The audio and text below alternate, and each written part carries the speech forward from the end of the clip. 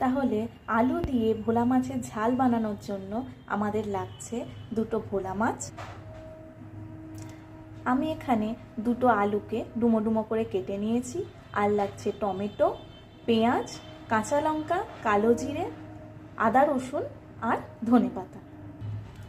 এবার আমি মাছে একটু হলুদ আর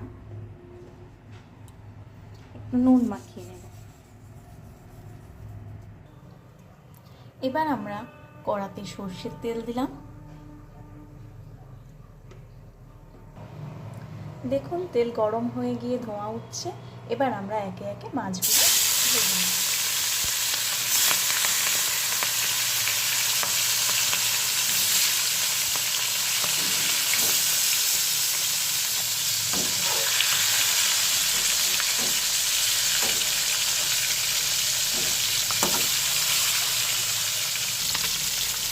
দেখুন মাছগুলো ভাজা হয়ে গেছে।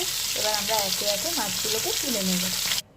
এবার ওই মাছ ভাজার তেলেই আমরা কালো জিরে দিয়ে দেব।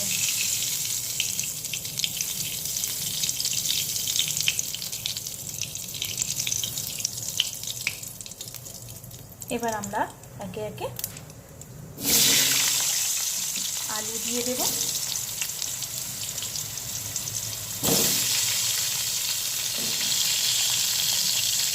আলুটা একটু ভাজা হলে আমরা এতে দিয়ে দেব ডুমো ডুমো করে কাটা পেঁয়াজ, টমেটো আর দুটো কাঁচা লঙ্কা দিয়ে আমরা এটাকে ভালোভাবে নাড়িয়ে নেব। এরপর আমরা এতে দিয়ে দেব আদা রসুন বাটা, দিয়ে কিছুক্ষণ নাড়ব। মশলা ভাজা ভাজা হয়ে এলে আমরা এবার এতে একটু দিয়ে দেব হলুদ গুঁড়ো আর অল্প লঙ্কা গুঁড়ো। এবার নুন দিয়ে নেড়ে চেড়ে আমরা এতে জল দিয়ে দেব।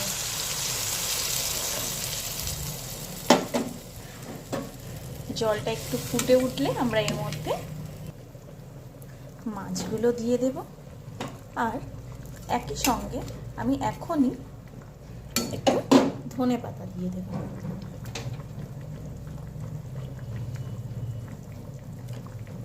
এটা গা মাখা হলে আমরা এটাকে নামিয়ে পরিবেশন করব।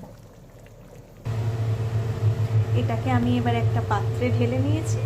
তো বন্ধুরা, তৈরি হয়ে গেল ভোলা মাছের ঝাল।